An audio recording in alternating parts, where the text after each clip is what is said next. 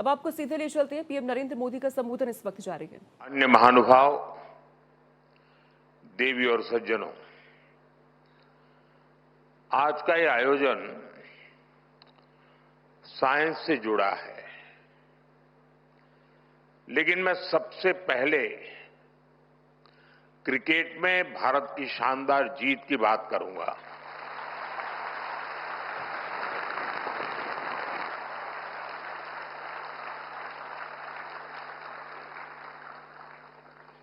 पूरा भारत अपनी cricket team की सफलता से बहुत खुश है। ये भारत का पहला विमेन्स वर्ल्ड कप है। मैं हमारी विमेन क्रिकेट टीम को बहुत बहुत बधाई देता हूं। हमें आप पर गर्व है। आपकी ये सफलता देश के करोड़ों नौजवानों को प्रेरित करेगी। साथियों, कल भारत ने साइंस और टेक्नोलॉजी की दुनिया में भी अपना परचम लहराया है। कल भारत के वैज्ञानिकों ने भारत की सबसे हैवी कम्युनिकेशन सैटेलाइट को सफलतापूर्वक लॉन्च किया है। मैं इस मिशन से जुड़े सभी वैज्ञानिकों को इसरो की भी बहुत बहुत बधाई देता हूं। साथियों, आज भी साइंस और टेक्नोलॉजी की दुनिया में बहुत बड़ा दिन है। 21वीं सदी के इस समय में बहुत आवश्यकता थी कि इमर्जिंग साइंस, टेक्नोलॉजी और इनोवेशन पर मंथन के लिए दुनिया भर के एक्सपर्ट एक साथ जुटे और वो मिलकर के दिशा दिखाएं। इसी आवश्यकता ने एक विचार को जन्म दिया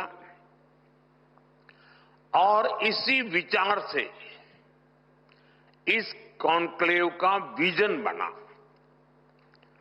मुझे खुशी है कि आज वो विजन इस कॉन्क्लेव के रूप में शेप ले रहा है। कई मंत्रालय, प्राइवेट सेक्टर, स्टार्टअप्स और स्टूडेंट्स इस प्रयास में एक साथ है। ये हमारे लिए सम्मान की बात है कि आज हमारे बीच एक नोबेल लॉरिएट भी मौजूद है। मैं आप सभी का बहुत बहुत अभिनंदन करता हूं। आपको इस कॉन्क्लेव के लिए अनेक अनेक शुभकामनाएं भी देता हूं। साथियों, 21st सेंचुरी का यह दौर सबसे अभूतपूर्व बदलावों का दौर है। आज ग्लोबल ऑर्डर में हम एक नए शिफ्ट को विटनेस कर रहे हैं। बदलाव की एक गति लीनियर नहीं बल्कि एक्सपोनेंशियल है।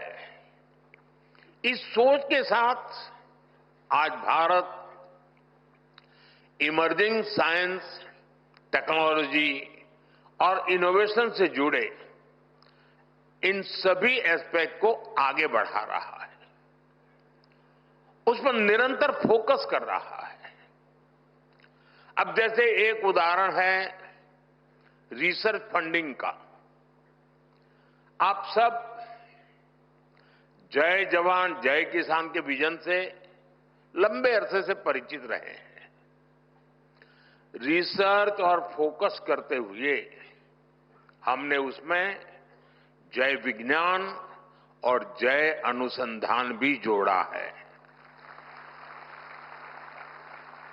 हमने अनुसंधान नेशनल रिसर्च फाउंडेशन बनाया है ताकि हमारी यूनिवर्सिटीज में रिसर्च और इनोवेशन को स्केल अप किया जा सके। इसके साथ साथ हमने रिसर्च डेवलपमेंट इनोवेशन स्कीम भी शुरू की है और इसके लिए 1,00,000 करोड़ रुपए की राशि तय की गई है।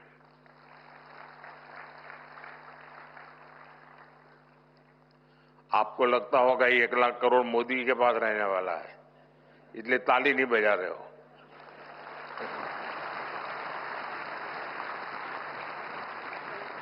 ये 1,00,000 करोड़ रुपया आपके लिए है, आपका सामर्थ्य बढ़ाने के लिए है, आपके लिए अवसर के नए द्वार खोलने के लिए है। हमारा प्रयास है कि प्राइवेट सेक्टर में भी रिसर्च एंड डेवलपमेंट को बढ़ावा मिले। पहली बार हाई रिस्क और हाई इंपैक्ट प्रोजेक्ट के लिए कैपिटल भी उपलब्ध कराई जा रही है। साथियों, भारत में इनोवेशंस का आधुनिक इकोसिस्टम बने, इसके लिए हम ईज ऑफ डूइंग रिसर्च पर भी फोकस कर रहे हैं। इस दिशा में हमारी सरकार ने फाइनेंशियल रूल्स और प्रोक्योरमेंट पॉलिसी में भी कई रिफॉर्म्स किए हैं। हमने रेगुलेशन, इंसेंटिव्स और सप्लाई चेन्स में भी रिफॉर्म्स किए हैं ताकि प्रोटोटाइप जल्दी से लैब से निकलकर मार्केट तक पहुंचे। साथियों, भारत को इनोवेशन हब बनाने के लिए पिछले कुछ वर्षों में जो नीतियां बनी, जो निर्णय हुए, उसका असर अब साफ साफ दिखाई दे रहा है। मैं आपके सामने बड़े संतोष के साथ कुछ आंकड़े रखना चाहता हूं। वैसे मैं स्वभाव से बहुत जल्दी संतोष मानने वाला व्यक्ति नहीं हूं, लेकिन ये संतोष मेरा बीते हुए कल के संदर्भ में है। आने वाले कल के संदर्भ में अभी मेरा संतोष तो बहुत बाकी है, हमें बहुत आगे जाना है। पिछले दशक में हमारा R&D एक्सपेंडिचर 2 गुना हुआ है। भारत में रजिस्टर किए गए पेटेंट्स की संख्या 17 गुना बढ़ी है। 17 टाइम्स का इंक्रीज। स्टार्टअप में भी भारत अब दुनिया का तीसरा सबसे बड़ा स्टार्टअप इकोसिस्टम बन गया है। हमारे 6,000 से अधिक डीप टेक स्टार्टअप्स आज क्लीन एनर्जी, एडवांस मटेरियल्स जैसे क्षेत्रों में काम कर रहे हैं। भारत का सेमीकंडक्टर सेक्टर भी अब उड़ान भर चुका है। बायो इकोनॉमी की बात करें तो 2014 में ये $10 बिलियन की थी। आज ये करीब $140 बिलियन तक पहुंच चुकी है। साथियों, पिछले कुछ वर्षों में हमने कई सनराइज डोमेन्स में भी कदम बढ़ाया है।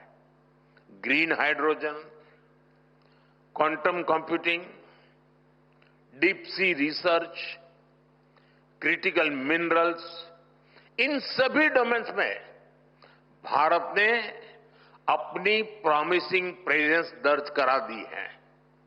साथियों, जब साइंस को स्केल मिलती है, जब इनोवेशन इंक्लूसिव बनती है और जब टेक्नोलॉजी ट्रांसफॉर्मेशन लाती है तो बड़ी उपलब्धियों की नींव मजबूत होती है, तैयार हो जाती है। पिछले 10-11 वर्षों में भारत की यात्रा इसी विजन का उदाहरण है। भारत अब टेक्नोलॉजी का कंज्यूमर नहीं, बल्कि टेक्नोलॉजी के लिए जरिए ट्रांसफॉर्मेशन का पायोनियर बन चुका है। कोविड के दौरान हमने रिकॉर्ड समय में स्वदेशी वैक्सीन विकसित की। हमने दुनिया का सबसे बड़ा वैक्सीनेशन प्रोग्राम चलाया। साथियों, इतने मेहनत स्केल पर पॉलिसीज और प्रोग्राम्स को सक्सेसफुली इंप्लीमेंट करना, ये कैसे पॉसिबल होता है? ये पॉसिबल हुआ क्योंकि आज दुनिया का सबसे पहला और सबसे सफल डिजिटल पब्लिक इंफ्रास्ट्रक्चर अगर किसी के पास है तो उस देश का नाम है हिंदुस्तान।